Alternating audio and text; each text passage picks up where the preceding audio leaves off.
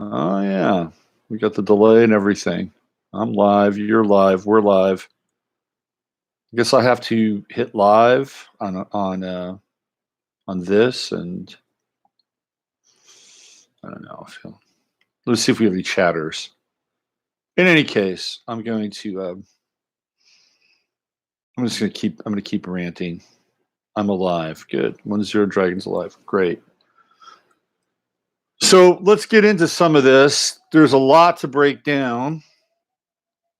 If you're just joining now, one of the things that I've been sharing with is the tug on the signal, the pull in the signal, because there's a lot that's pulling on our signal right now, and it's important to understand that that we are omnidimensional. We're omnidimensional people. We're omnidimensional bio units, right? And we can move in any given direction at any time. We can move our attention over here or over here or over here. Sometimes, if we're really good, we can hold our attention simultaneously, different places, different spaces, and then bring it back home. That's really what sort of the first part of this was about. And what we're going to do today is we're going to get into what's happening. All right, so let's go over a few things, just a few things. I wanted to talk about Ruth Bader Ginsburg just a little bit because I believe it was right after the election. I talked about pulling the batteries out of her back and that she would be the next chief court justice to go. That's not rocket science. I mean, you just line them up and you just wonder how many miles she's got left on her. And she winds up breaking 3 ribs. So the rumor on the street is that in January, she's going to resign. She's going to step down. That's apparently what's happening. I also heard, and I can't corroborate this, that Dianne Feinstein is stepping down on Monday. I'm not sure why that would happen, except for the fact that she probably broke a number of laws while she was running her scam on Brett Kavanaugh and the American people, the taxpayers, with that circus at the confirmation hearings for Kavanaugh. But she's got enough of a sordid past that it would not be that hard to take somebody like her down. The challenge with this is that once you get into kind of their pocket and their wheelhouse, they've all got shit on everybody else. And it's a way for them to keep each other in check. It's a nod, and a wink, and they're all corrupt. They all have dirt. They all have enough on them that would keep them basically in circulation for as long as they need to. This is why nobody ever does time. And if you're a politician and you wind up doing time, there's probably a really good chance that you're actually a really good politician. Isn't that ironic? Isn't that ironic that the politicians who would actually go to jail, they might actually be worthwhile on some level? That's the kind of upside down we live, but rarely do they ever really go to jail. The one guy that went to jail that I think was actually pretty decent was Jim Traficant, and Jim Traficant was serious. He was going after serious corruption. He was going after serious players, and the serious players did not want Jim Traficant to get a toehold and start flipping the light switch on. And so they wound up sending him off to jail. Even this guy Menendez, I mean, come on, he's got all kinds of dirt, and he winds up getting reelected. What about Debbie Wasserman Schultz? Hello, Broward County. We're going to talk about Broward County today. And I mean, what would it take for Debbie Wasserman Schultz to go to jail? What? I mean, short of taking a handgun and walking up to somebody and putting it to their temple and pulling the trigger and watching the person's brain splatter onto a video camera. Short of that, I don't think anything would send these people to jail. And even then, they'd probably wind up, being replaced or ferreted. This gets into the demoralization piece. which I talked about the other day. Because when you look at it on the surface, you say to yourself, well, holy shit, these people just, they stick around, they stick around, they stick around. And that is part of, I should say, the program. It's part of the program. It's to get you and I to think about it and just say, what the fuck? What's the use? So we just throw up our hands and go, and let them go do what they want to do. Because apparently that's what they do anyway.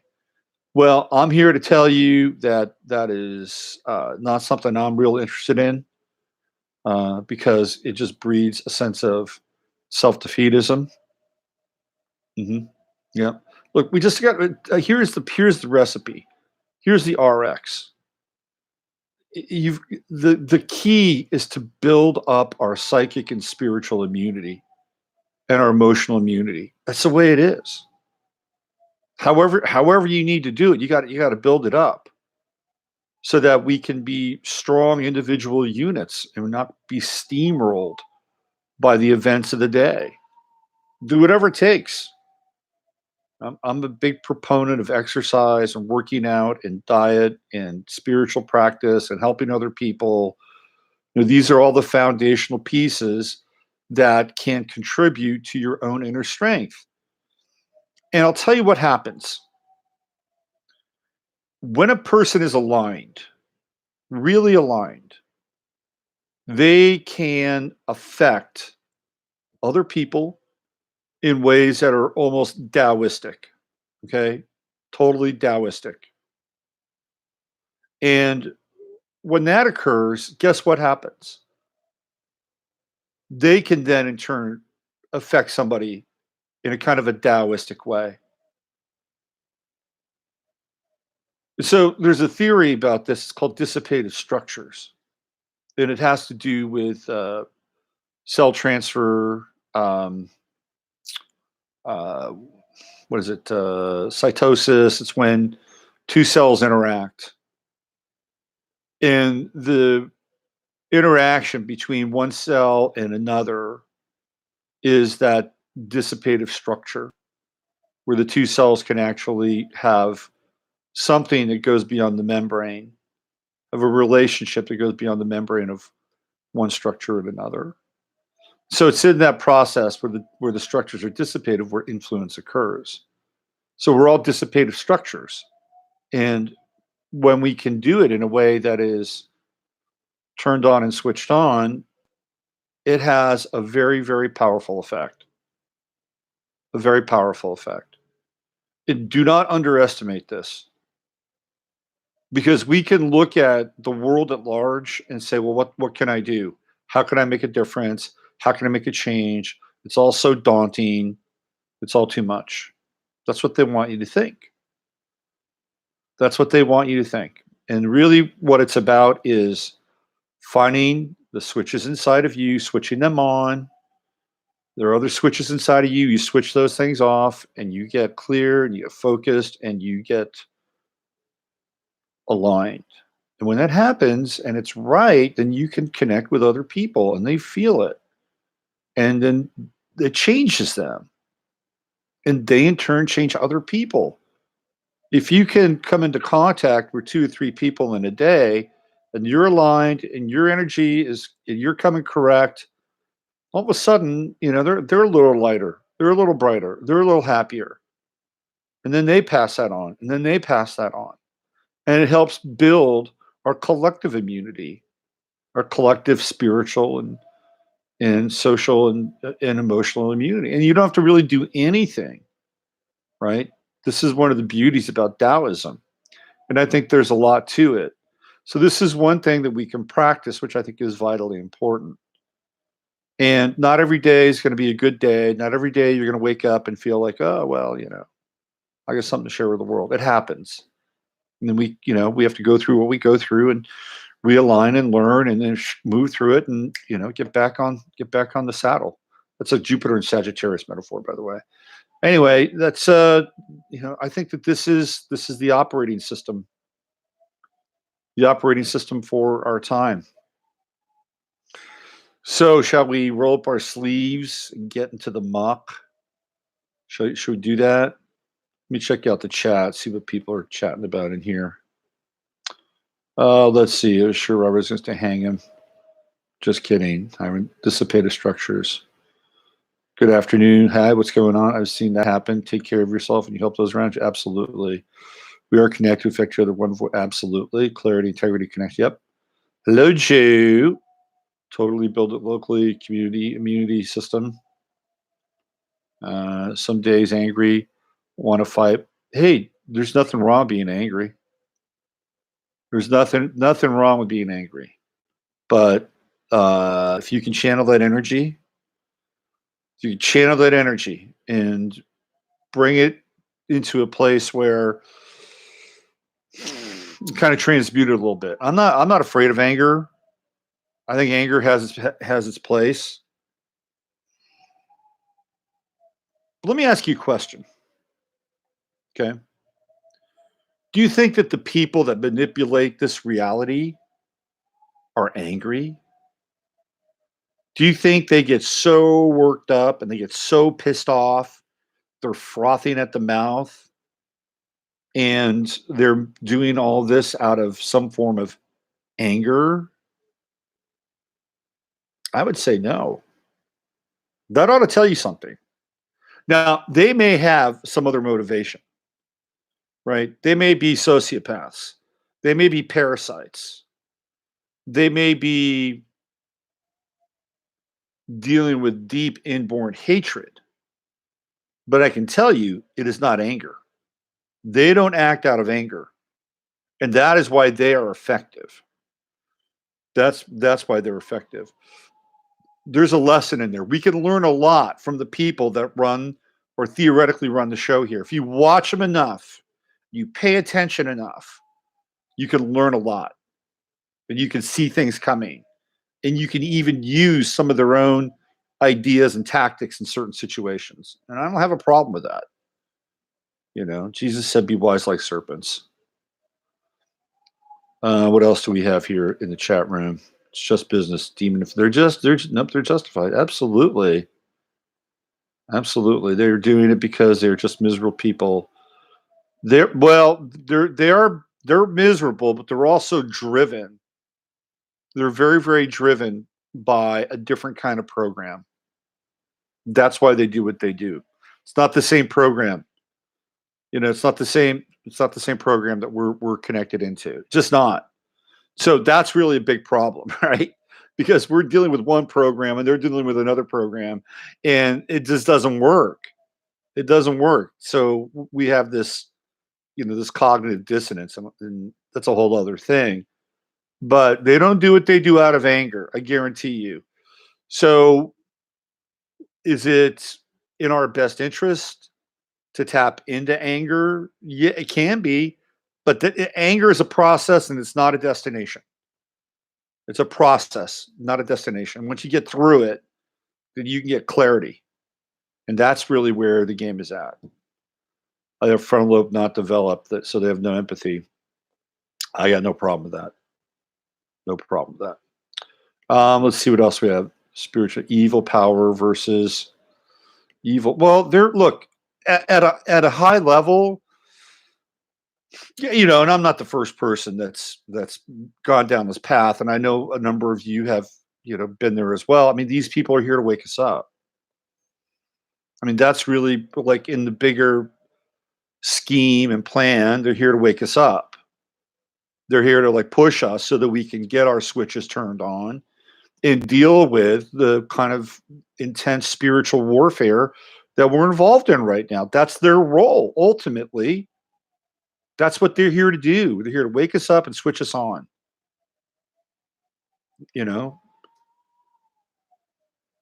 I mean, I wish it didn't have to come to that, but clearly it feels that way. Let's see what else we have here.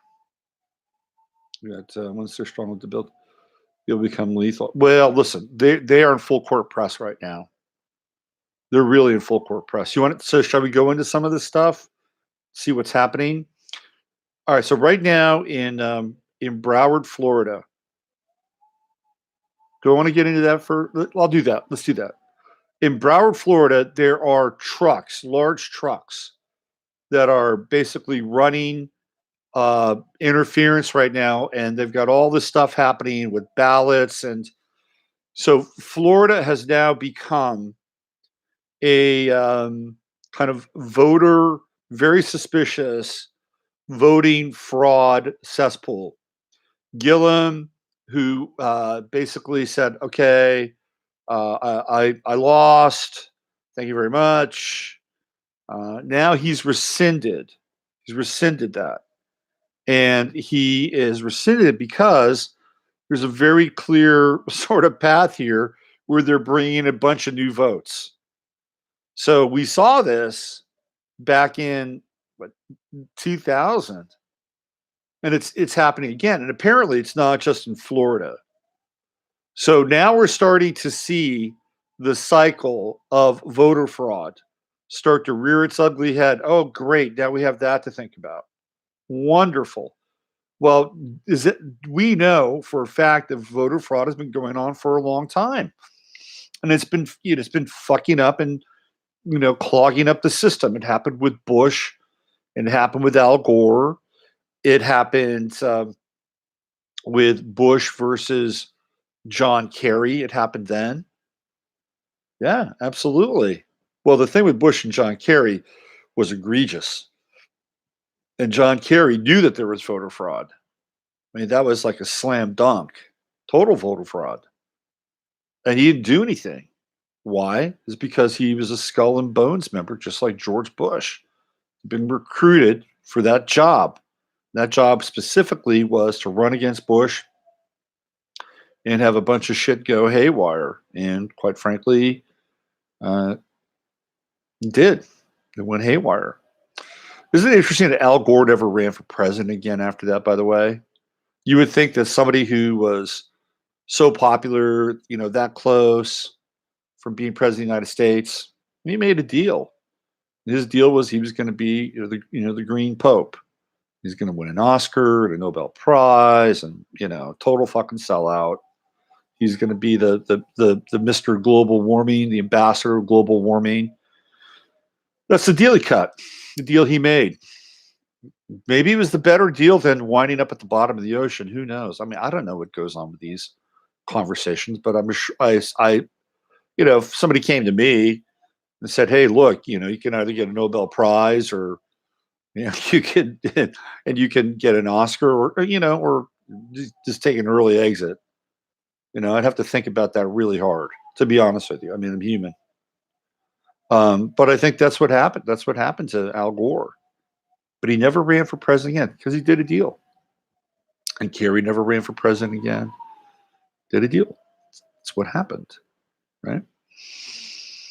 So we had voter fraud in Florida, the hanging chads, and the Supreme Court should never have ruled on that.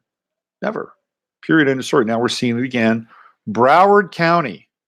What a place Broward County is. What an interesting place Broward County is. Lot happening in Broward County. Well, first of all, Debbie Wasserman Schultz is there. I just have to shake my head at that whole DWS thing and the Awan brothers, and how blatant that was. I mean, at some point, it just becomes like high dark comedy. It's so blatant that there was a whole thing going on with the Awans and these just completely feckless Congress people. Oh yeah, here, take my computer. And the Awans didn't even know shit about computers. They were car guys. They were car guys, petty crime, drugs. Who knows what else they were doing? They would basically steal cars.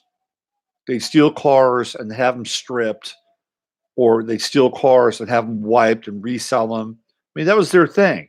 They were criminals. They're criminals, and they're from Pakistan, right? Pakistanis. They didn't know shit about computers. They had to hire a kid. They had to hire like a junior college kid to go in and basically, create like a VPN client and do all this stuff for the Awans with what was it? It was like 70% or 80% of the Democratic congressmen, well, no Republicans, just Democrats. And so they didn't even know anything about computers. They had this kid, the kid didn't want to do it. No, they strong armed him or paid him a bunch of money. So that what they did is they would get in and they would grab information from these computers. They'd grab information from these congressmen's computers. Oh, yeah, we'll take your computer in for the weekend and we'll make sure it's tuned up, and and they'd grab the information. What do you think they would be doing with it? They'd sell the information. They would sell it. And who do you think would be buying the information? Well, I have a few hunches around that. You know what I'm saying, right? You know where I'm going. They're selling that information. And they're handing their computers back to the congressman. Oh, thank you. Oh, it's working so good. Patting Debbie on the back. Oh, those Awan guys. Oh, they're great. Thank you for hooking us. I mean, what the fuck? I mean, why doesn't the United States government actually offer its own like computer security VPN service? Are you kidding me? Two car thieves from Afghanistan or Pakistan are running that thing, and then they get the computers, and there's Debbie Wasserman Schultz pouting about the computer. Have you guys ever seen that video? Let me see if I can find that thing. Let's make Zoom work for us today. Work for me at the very least. See if we can find this thing. Give me 1 second here. I got some videos queued up. This isn't one of them. There we go. Let's do Debbie Wasserman.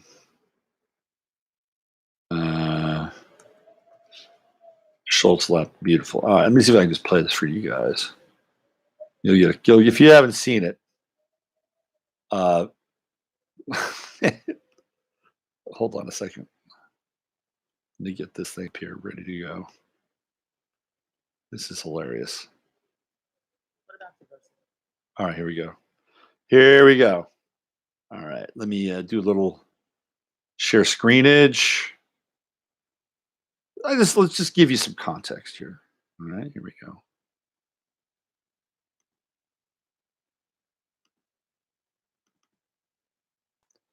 All right, here's a DSW right here. Here we go.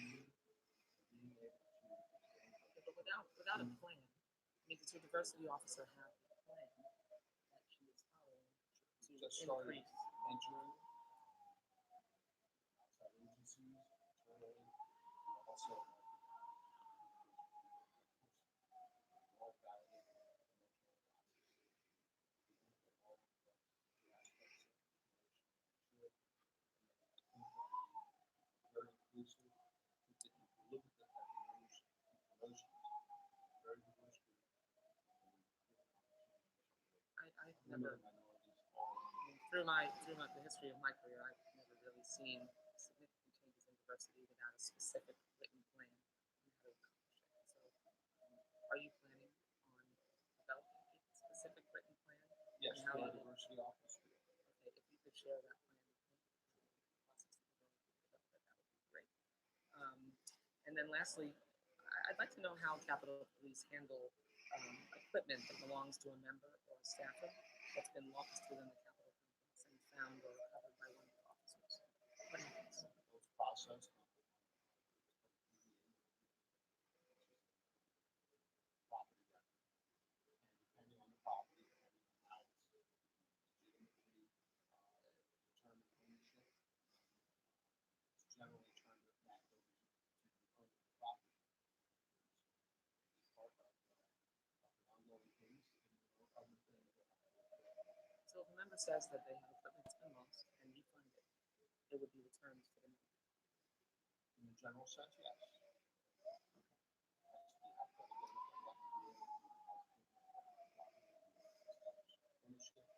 And if ownership is established, If it's part of an ongoing case, then additional. but if the member owns the equipment and there is no iron case related to that member, then the equipment is supposed to be returned. In a general sense, yes. No, I mean in a specific sense. If the member loses the equipment, says they lose the equipment, and it is found by the Capitol Police, it is supposed to be returned. Ownership has been established. Right. Return.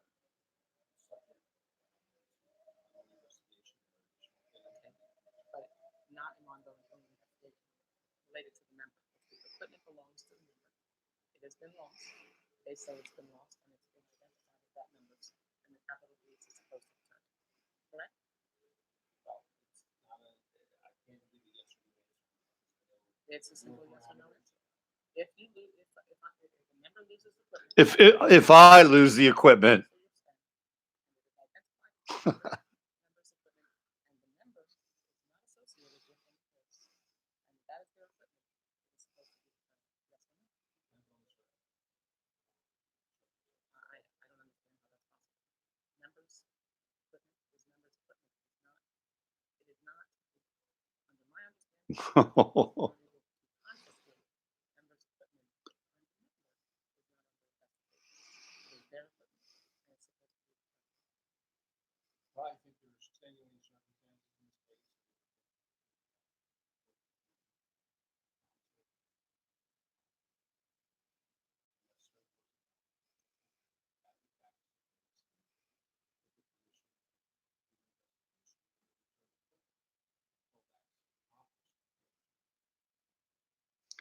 okay, you get the idea there. So I think it's really instructive, and it's good to be able to look at that and break that down. So what does Debbie Wasserman Schultz do right at the beginning? She doesn't launch into the equipment piece, which is really where she wants to go, right? Where she goes into Ed Veradero, who I think should get a freaking medal for that moment, by the way. Where she starts off with is this diversity canard. Debbie Wasserman Schultz could give two shits about diversity, okay? And I could sit here all day and say, well, it's not about diversity, it's about excellence. When you want to have the best people, not just people that make up a spectrum and fill quotas. I'm not even going to go there. She doesn't give a shit about diversity. She's using diversity as a hammer, as a political tool. It's exactly what she's using diversity for. And in that moment, what she's doing is she's establishing authority over him. She's found something that she can establish authority over him. Like, what are you doing? You're not doing enough. Why is she using diversity? Because diversity is it's a slightly emotional, slightly charged, politically expedient sort of buzzword, byword. It is really a low level kind of political psychological state, to be honest with you. But that's where she's going. She's using it, and she's going after him so she can establish authority. So she can't control the narrative. This is exactly what happens. This is a really important thing to look out for and understand. that people who have something that they're either covering up or they're trying to establish in a way, right? They will always control the narrative. Chuck Norris said the best defense is a good offense. And so she was on the offensive. So she's establishing authority. You have to report to me. I want to know what you're doing for diversity. You can't have diversity without a plan. All my years, I've never seen diversity work without a plan. He says, well, we want to have a good, diverse bench. I mean, the guy deserves a medal. So once she establishes, or in her mind, she establishes that she's created a sense of authority, now she goes in for the kill. And the kill is, I want my fucking laptop back, you asshole. I mean, that's really what's happening in that situation. She's telling him basically, look, I want my laptop back. Once you determine that it's mine, then I should be able to get it back. It's my. She even said she's talking about generalizations. She's talking about. Then she says my really briefly. That's when I jumped in. And that guy again was just sat there. He was just this. That's a great. Like, pay attention to him. Pay attention to her too for different reasons. But pay attention to him. That guy was like a Buddha. He was a total Buddha in that moment. Well, it's hard to say. Bit of a gray area. And she's like, and if you just read her energy, just read her energy. Anybody that's got a modicum of consciousness that is not dragged down or diluted by some kind of, program or overarching ideology that casts shade over something like that, and you just read her energy, holy shit. That is one chaotic, angry, confused. I don't even want to go to damage. I don't want to give her that much credibility. But that is a really sketchy and messy projection of energy. Just read the energy, right? Oh, it's just it almost feels demonic. It's like borderline demonic. That's what it feels like. Borderline demonic. It was like this thing. It's just, it's like, I'm going to go after this guy. And then once I establish my authority, I'm going to go in for the kill and establish I get my damn laptop back. She's in Broward County. So where a lot of this shit is happening right now. Okay. And she, by the way, is not in jail. Not in jail. And the reason why is because, again, everybody's dirty. They've got shit on each other up to their eyeballs. So, whether it's Hillary Clinton and even Donald Trump, I seriously doubt Donald Trump. As much as the left would like to tar and feather him and do all that stuff, it's not going to happen because he's got crap on everybody else. Alan Dershowitz is his friend. Alan Dershowitz has like hours and hours of video from Necker Island. Is it Necker? No, Petaway. Necker is whatchamacallit, Richard Branson. Anyway, there's your Debbie Wasserman Schultz moment. Let me check in with you guys. See what you have to say about DSW. Let's see what we got going here. Says, I thought Trump was a joke first impression. No, Trump is interesting for sure on a lot of oh, you couldn't hear it? Oh, I'm sorry. Oh, I know why. You know why you couldn't hear it? It's because I'm plugged into this. Okay. I got it. Okay. I'm gonna have to take this out. So the sound quality is gonna change a little bit. So now you're gonna hear me kind of a different timbre, right? But when I do this now, let me go back. I just want to go back and play. I'm going to play this just a little bit. I just want to, because it's worth noting just a little. Okay, because you're going to hear this now, and I'm going to go right into the point where she's talking about her laptop. All right, let me try this again because this will play live on the computer. So I apologize for that. So working out the kinks here in this new system. Here we go. So let's do this. It's generally turned back over to the owner of the property.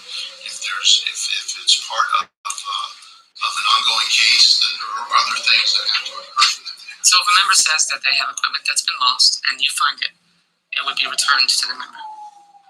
In a general sense, yes. Okay. You have to identify. You have to be able to positively identify the property. You have to establish ownership. Right. And if ownership is established, If it's part of an ongoing case, then there are additional things that need to be done. but if the member owns the equipment and there is no ongoing case related to that member, then the equipment is supposed to be returned. Right. In a general sense, yes. No, I mean in a specific sense. If the member loses the equipment, says they lose the equipment, and it is found by the Capitol Police, it is supposed to be returned. If ownership has been established, Right. it'll be returned. If it's subject to an ongoing investigation or additional things that need to be returned. But not an ongoing investigation related to the member. If the equipment belongs to the member, it has been lost, they say it's been lost and it's been identified as that member's, then the Capitol Police is supposed to return it. Correct? Well, it's not I can't give a yes or no I love answer this guy. because I know It's a simple yes or no. Love this guy. If a member loses the equipment and it is found by the Capitol Police or your staff, and it is identified as that member's equipment, and the member is not associated with any case, and that is their equipment, it is supposed to be returned. Yes or no? depends on the circumstances. Depends on the circumstance. I If the love it. circumstances- I don't understand how that's possible. Members' equipment is members' equipment. It is not, under my understanding, the Capitol Police is not able to confiscate members' equipment when the member is not under investigation. It is their equipment, and it's supposed to be returned. She wants to kill him right there, by Well, the I way. think there's extenuating circumstances in this case, and I think that working through counsel and the necessary personnel, if that in fact is the case, and with the permission of through the investigation, we'll return the equipment.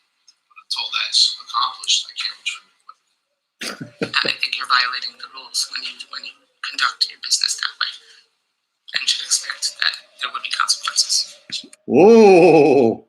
Oh, there will be consequences. Do you see how she ended that thing? There will be consequences with a threat.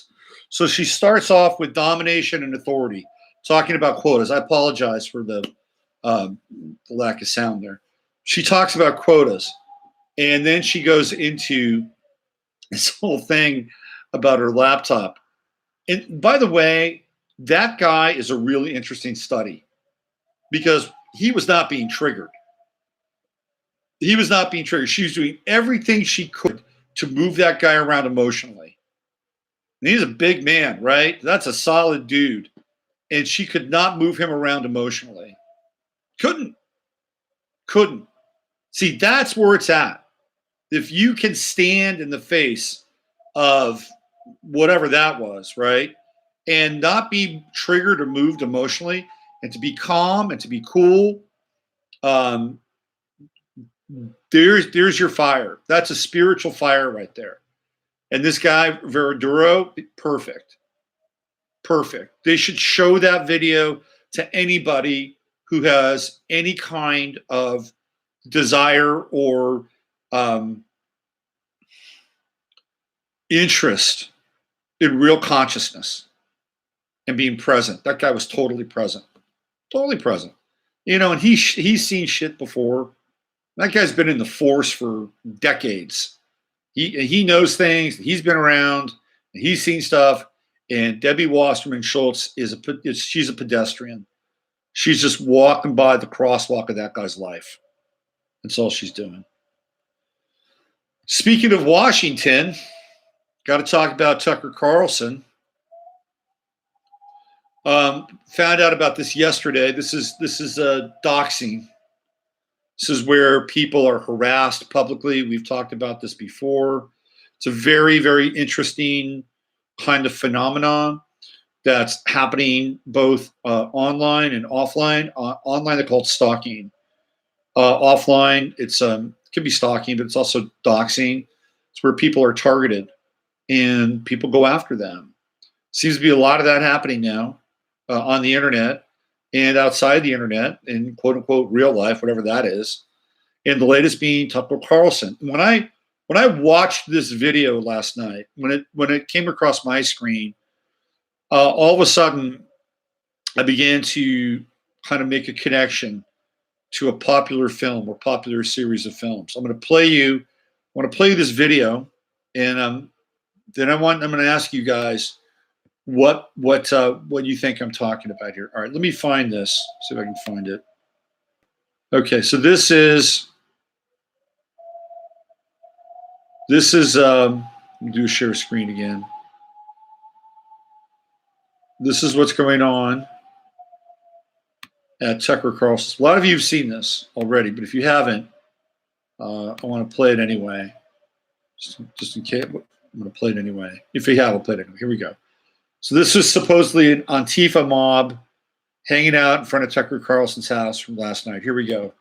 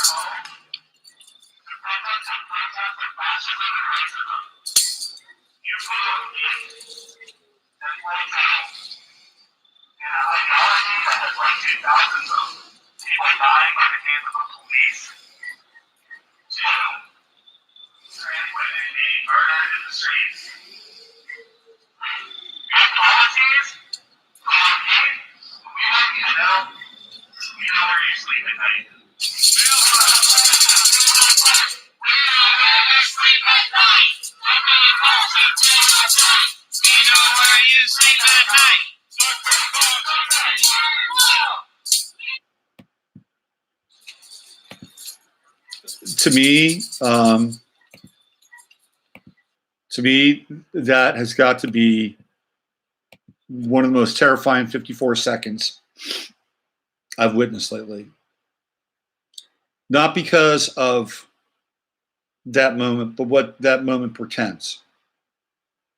So, when I saw that, I was thinking about a particular series of movies.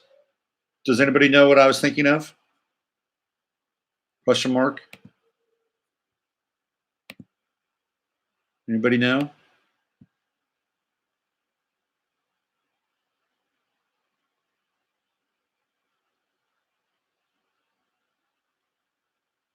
Yeah. So my screen is not working well. Couldn't understand a word in that. Okay, we'll work on it.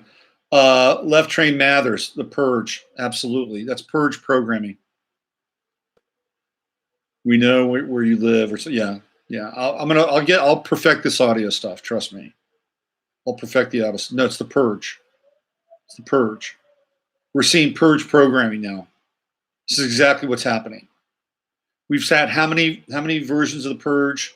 At least 6, right? At least 6 movie. They've got a TV series now about The Purge. So this is Purge programming, and it's starting to kick in. Everything is about programming. It's all about programming. It's all about getting in and programming people's ideas, psyche, and mind. That's Purge programming, and it has the potential to get much worse, a lot worse. You know, just on Mr. Q. Hi, Jennifer. So this is troubling. This is absolutely troubling. And somebody on my Facebook page said that they're paid protesters, that they're like false flaggers. Well, whatever, they're actors. I don't think they are. I really don't. I never used to like Tucker Carlson, but I do now. I actually think he's an okay guy. Yep. Purge programming. Well, there is a good purge. It's usually when you do ayahuasca, right? Isn't that a good purge? At least I've heard. I've never done ayahuasca. Ayahuasca freaks me out a little bit. I think I'm past those days anyway. Trust me, I was a devoted psychonaut for a long time. Anyway, I just wanted to share that with you because it's disturbing. It's disturbing, and we're we're in a phase and a cycle now where this programming is really starting to kick in.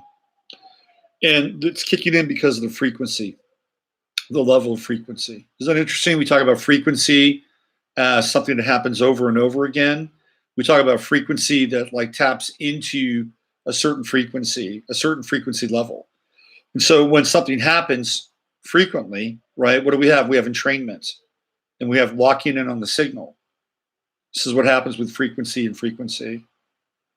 Jason Blum, the producer of The Purge, was he the guy that said Trump was a fascist? Was he that guy, Jennifer? Was he that guy? Was that him? That Trump is an anti-Semite or something like that? This makes me think about how his wife was alone, how horrible. Tucker has a summer house in Maine. He seems like a decent guy. You know? I mean, he's one of the few people in the mainstream media that I think gets it, to be honest with you. So frequency running events again and again and again, rhythmic entrainment, which becomes a frequency that we align with a particular signal. So frequency and frequency are linked together. I'm going to give you another example of that. Last night, I was hanging out at my local watering hole, and I was sitting there and struck up a conversation with an older couple from area east of Houston. And they were very nice, older. I wouldn't really call them sophisticated, but they're middle earthers. That's what they are. They're middle earthers. They're people that live in the middle of the country and have basic good values and try to live good lives and decent, honest people. But I wouldn't necessarily call them like super sophisticated or whatever, which you don't really have to be, right? But I'll give you kind of an insight into what's going on. So we were talking, I don't know how we got on the subject, but we started talking about what happened in Pittsburgh and then what happened in California. And they were just, oh my God, it's so terrible. It's so tragic. And it's going on and on and on about this stuff. And oh, it's so terrible and so tragic. What are we going to do? What are we going to do? How are we going to stop all these guns? And then here's the kicker. The kicker was, well, we have guns. Well, we have guns. But, this is so terrible. So now what we're seeing is we've seen this shift take place with what I'd call the psychic theater. And it started off really in Las Vegas. And of course, we'll loop back to Las Vegas because a bunch of people that were supposedly in Las Vegas were at this bar in near Malibu, Thousand Oaks. So there's a Vegas thing going on here. That was what country and western. And again, I talked about this before. Who goes to country and western conference? Well, I don't want to be stuck in putting people into boxes. I'd say by and large, the demographic for country and western listeners and concert goers tends towards people with complexions that are similar to mine. White people. White people generally like country and western music. White people who like country and western music like America. They like the Constitution. They like God. They like guns. Clearly, they like Israel a lot. This is a demographic. And that event was really targeted, literally and figuratively. We've had a number of events after that, the school stuff, a lot of stuff in Texas, right? We had the church thing. We had another school thing, Texas related. We had this, whatever this kid was in Austin with his little UPS bombs. So Texas for the last year has been cordoned off and really worked. assiduously worked and working on people that live in Texas and to get them to feel that they're not safe on some level. Okay. They're not safe on some level.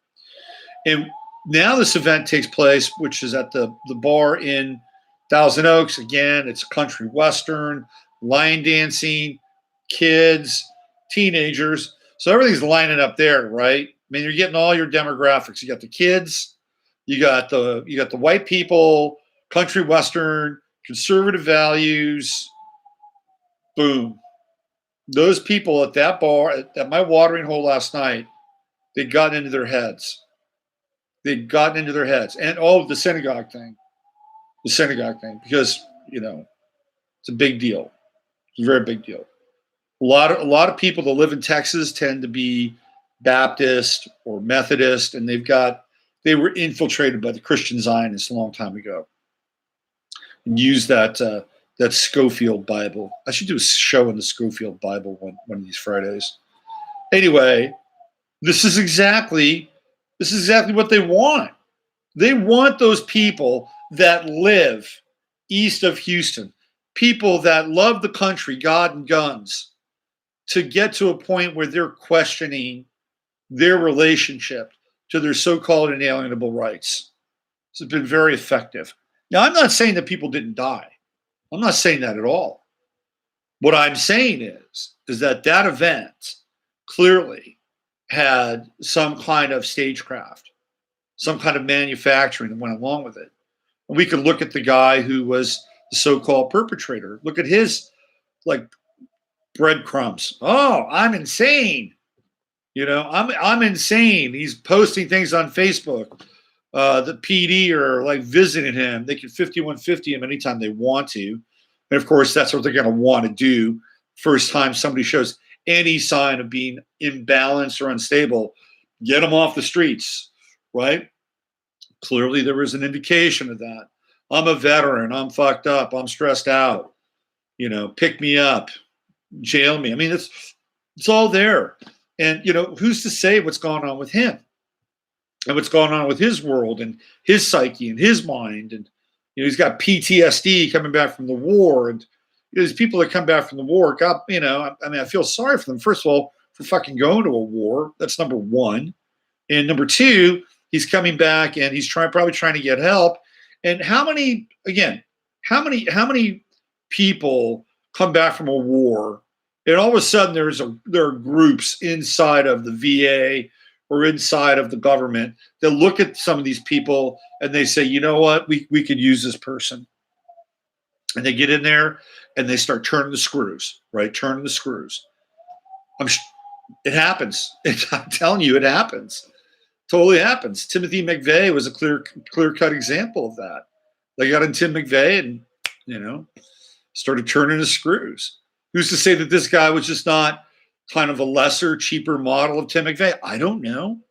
But when we look at this, we have to look at all the possibilities that this guy clearly could have been a Manchurian candidate. And then some of the people that were staged there, people that were staged there, and I say staged, I mean it, staged, that they were there to bear witness on some level, and they were there to, kind of sell the event along.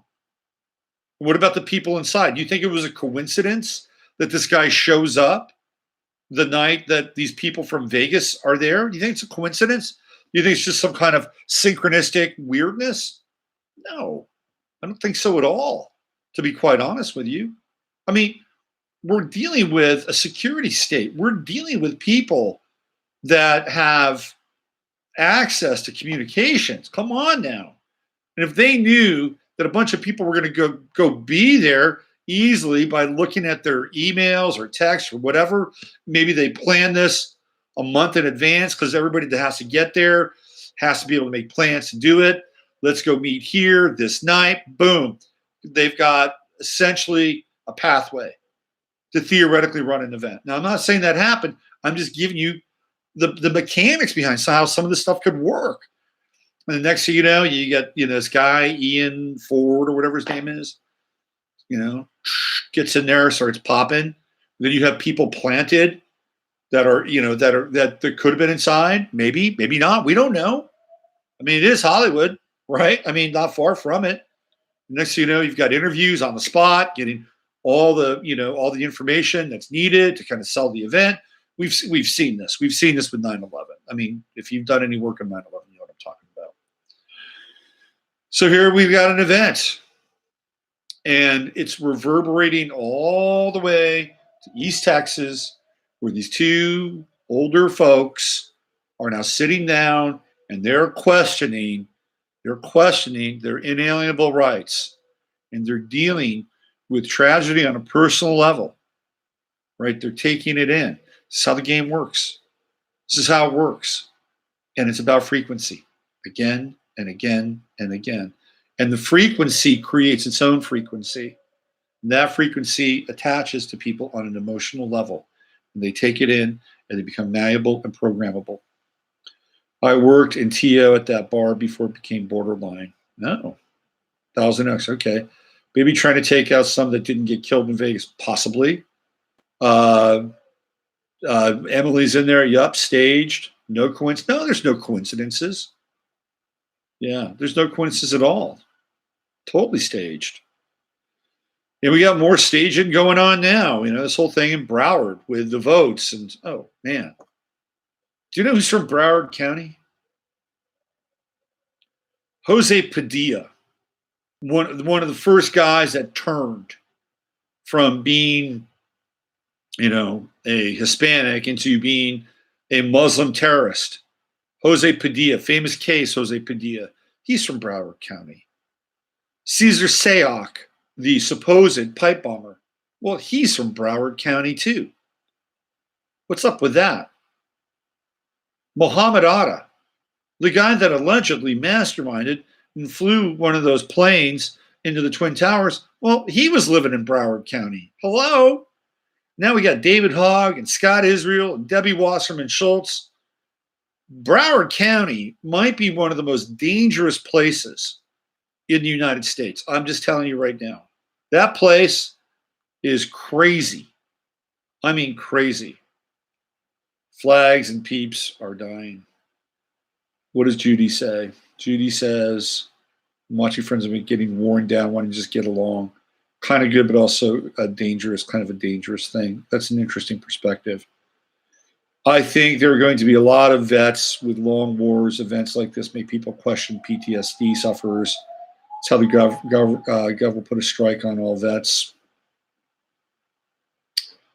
The underwear guy. I think Jose Padilla was the shoe bomber, if I'm not mistaken. I think he was the shoe bomber. Crawling with crazies. I hope some would decide that on FB, there's flames in paradise. Broward County. What a trip, huh? But now they've got this big voting fiasco in Broward County. Totally crazy. Totally nuts. Let me go. I wanted to check in on this one thing. Give me a second here.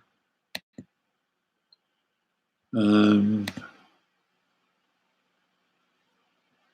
me see if I can find this thing.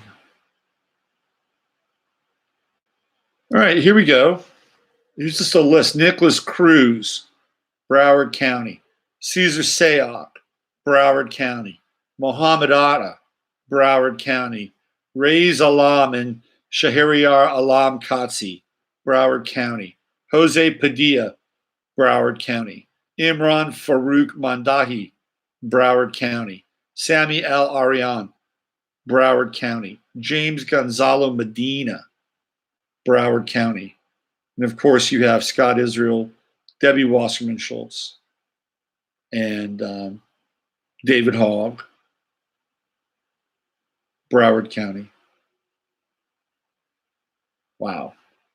Doesn't Jenny Constantine live in Broward County? Doesn't she live there as well? Emily, you would know that. I think she does. Let me get back to this over here. Hold on. Let me get rid of this. Broward County. Broward County. Look at this here. What is this? I got to work on my share screen with the videos, so I'm not going to share that one with you. I'm not going to share that one. Let me check in with Emily. Yes, she does. Was just about to say that. Yeah, there's Jenny Moonstone, aka Jenny Constantine. She's got a show that she does with a friend of hers. She does some interesting stuff, and she lives there. Today feels good. Today feels good. Okay, like Jupiter's in Sagittarius. Maybe that's why today feels good. Maybe that's it. Let's do a quick scan of the news, shall we? And let's see if there's anything else that I wanted to bring into today's show. Let's see what else is out here. Give me one sec. Caesar Sayop, what's going to happen to that guy? Oh, by the way, what happened to Mr. Robert Bowers? There's no photos of him. There's no video of him. There's no like criminal proceedings. There's no going to court. I mean, there's nothing. Robert Bowers is just down the rabbit hole again. He came up from the rabbit hole, and now he's back down the rabbit hole one more time. There's going to be more. I'm telling you, boys and girls, ladies and gentlemen, there's going to be more. So we're going to have to be on our game. We're really going to have to be on our game and be able to digest this stuff and then basically poop it out. Let's see if there's anything else that's interesting. Anything else that's going on? It's worth noting. I think that might be it. Oh, here's what I wanted to share with you. So I did a video with Heather Elin, which you guys may have seen or not. It's a good one.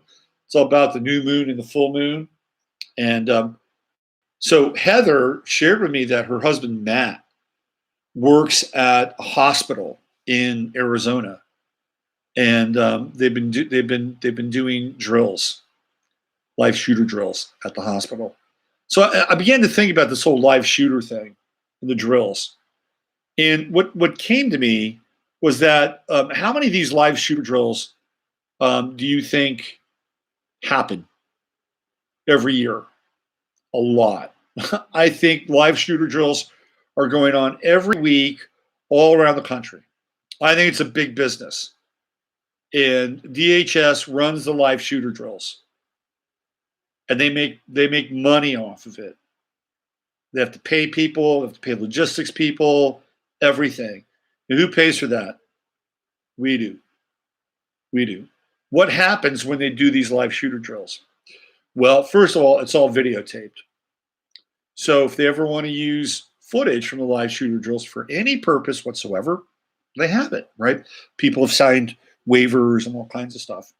But they're also pulling like real-time data, how people react, how people respond. And they change the drills up all the time so they can derive more data, more data, more data. And what do you think they do with that data?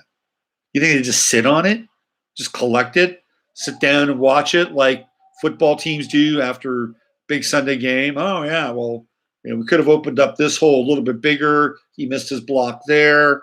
Yeah, if we do that, we've got like a 20-yard gain. No, you know what they do? They sell that shit. I guarantee you, they're deriving information from these events all the time. And that information is sold. Who they sell it to? I don't know. They can sell it to any third party that's interested. And trust me, there's a third party out there that's real interested in how people respond or react under a crisis situation. There's a lot of third parties that would love that stuff. That's gold. That is like psychographic gold. So these are happening all the time. And they're happening all the time because, number one, they want to create a theater of entrainment where people are always on their toes. They're always like, oh, there's a drill here, there's a drill here, there's a drill here. 9/11, it's the gift that keeps on giving. It's, let's reenact the trauma, reenact the trauma, reenact the trauma. We don't always have to have a so-called false flag in order to do that. All we have to do is have a drill. I see drills at the school across the street. I've seen two since I've been here. Since the school has gone back to, being a full-time school in September, they've had at least two. I watch them. Those drills cost money. People pay for it, right? but it's reenacting that trauma again and again and again. And they're getting information and they're selling it. And if they need to pull some serious footage from any of these drills for any purpose or any reason, I don't know. I'm sure they have a better idea as to why they've been wanting it. It's there. It's part of their video library when they want to do it.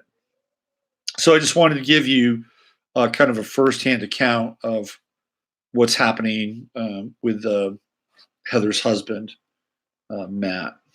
Let's see if we got going here. All right.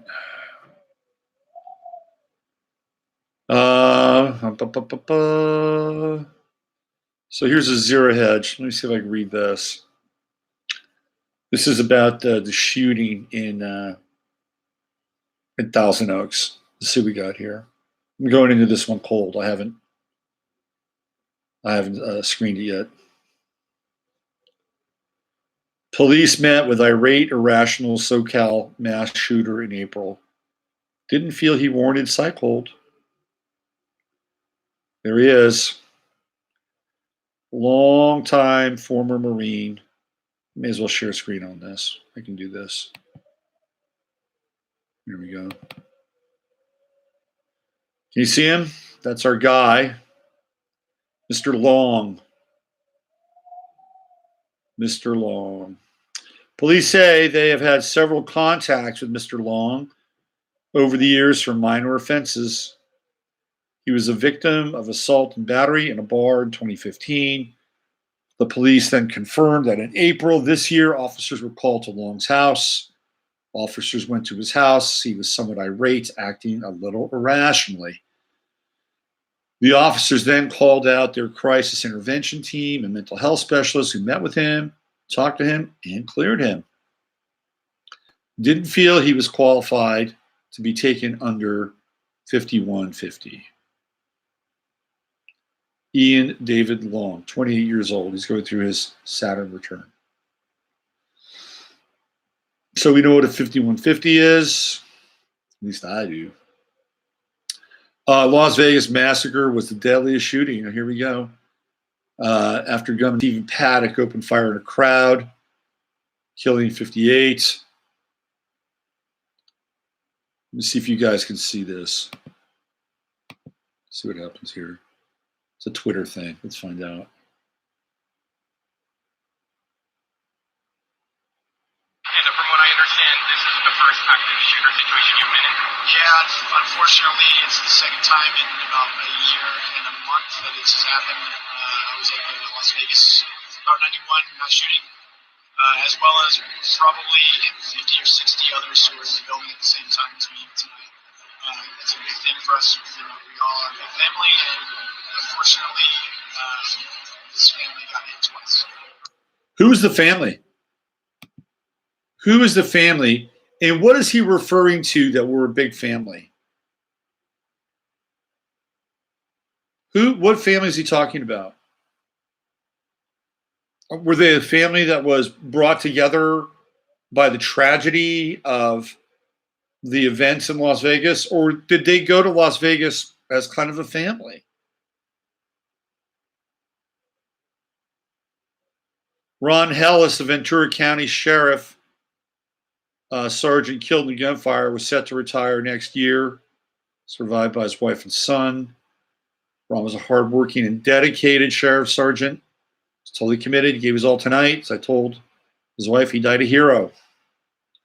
Went in to save lives, to save other people. As we detailed earlier, at least 13, I think it's 12 now, including the sheriff's deputy and the suspected shooter, have been killed, while multiple others were injured during the shooting. Country Western Dance Hall, Borderline Bar and Grill, Thousand Oaks. The bar was holding a college country night when the when the shooter reportedly stormed the entrance. So Emily was telling me, and she's in the chat room now, she was telling me that this bar has been there for a long time and is on a bunch of really valuable land. And that likely what happens to a lot of these places is they get razed. And they'll be demolished.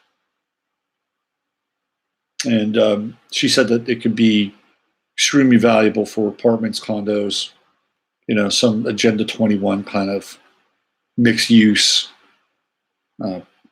playground. Okay, we got Thousand Oaks. What else we have here? One survivor described how he threw his stool through a window, escaped during a lull in the shooting. Weird shots. I looked up. I knew exactly what was happening. Tried to pull down as many people as I could. He said the shooter entered and turned to the door, counter, and coat check area before eventually working his way to the bar. He didn't say anything, at least not that we could hear. So we know who he is. Let's see. I just started hearing these big pops. The gunman was throwing smoke grenades. Where do people get smoke grenades from? Is there a online business called Smoke Grenades R Us? Or domestic terror is us? Where do people get smoke grenades from? He just kept firing. He was wearing a hat and a black jacket and had a big handgun. It's a little bit different than that gal who said it was an AR-15. Shooting unfolded as patrons in the middle of dancing, hanging out, and having a good time. There were people in the middle dancing and just hanging out and having a good time, and you hear that, and you just know something's up. Okay. Eric Sigmund said, in this community, it's very hard for me to comprehend it because I've been here all my life. To think I've never experienced it, I've just never experienced it. That's the message. You're unsafe now. You're living in the third world. You better get used to it. They're going to turn this country into Brazil. That's their goal. Go watch that movie, Brazil, with Jonathan Pryce. You'll know exactly what I'm talking about. One couple told the CBS that their daughter had been wounded during the incident. She was probably on the dance floor when this was going on because she comes here every Wednesday night. The victim's father said things are a little sketchy. We don't have a lot of information right now. Okay. Let's see. Anything else here? Young people were apparently at the borderline. At least 11 injured. Rochelle Hammonds, 24, told the Post she had 4 shots before she was able to flee. We heard 4 shots, bang, bang, bang, bang. It's not machine gun fire. It's not semi-automatic fire. Okay, what else do we have here? We got Ron Hellis, 29-year-old veteran, 28-year-old kid who's a young man is dead now. Mitchell Hunter, 19, from Simi Valley, said he saw the gunman. He described him as having a light skin with black hair. He said he had a short-barreled semi-automatic pistol with a big magazine. How the fuck does he know? How does Mitchell Hunter know that? I saw him walk in, Hunter said, and he started shooting. Let's see. I think that's it. We got a bunch of comments here. I'll stop the share. Let's check in with you guys.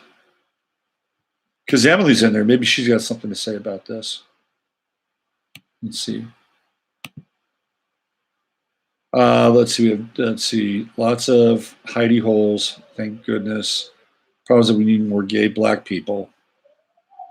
We need more gay black. How about gay black Jewish people?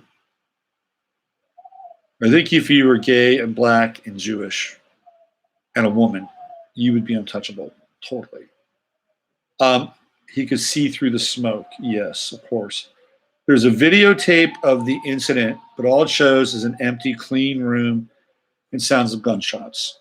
No screaming, no drinks on the floor, and no one there. Let's see what else. I have Lynn, who comes in here every now and then. Her daughter knows a woman whose son had died, and that woman was on TV screaming for gun control. The whole thing is very strange, to be honest with you. Swearing off bad country music could result. What's up, cheeky monkey? How are you? How the hell does he know? How the hell does he know is right? Thought that before you said it. And 13 dead, no less. It was 13. I think now it's back to 12. Yeah, 19-year-old kid. Oh, it was a semi-automatic handgun with, a reloadable clip. Blah blah blah blah blah. Now, how do you know so much about guns, Mitchell? They do this all the time. Do it all. Darcy says an old building, lots of hidey holes. Thank goodness. Any follow up on the female witness who said semi-automatic rifle? No, I haven't found. Probably should. I've just been busy. Today I was putting the show together. I think that's about it for today, really. I mean, look, we know what's happening. There's chaos out there right now. High degree of chaos. Big chaos. 12 is an interesting number, too. 12 and 13 are interesting numbers. Yeah.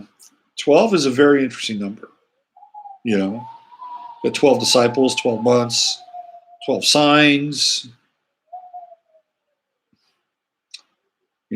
24 hours in a day, 2 times 12. There's a lot going on with 12, for sure. I just wanted to give you an update as to what's happening, what's going on out there. Again, just to recap,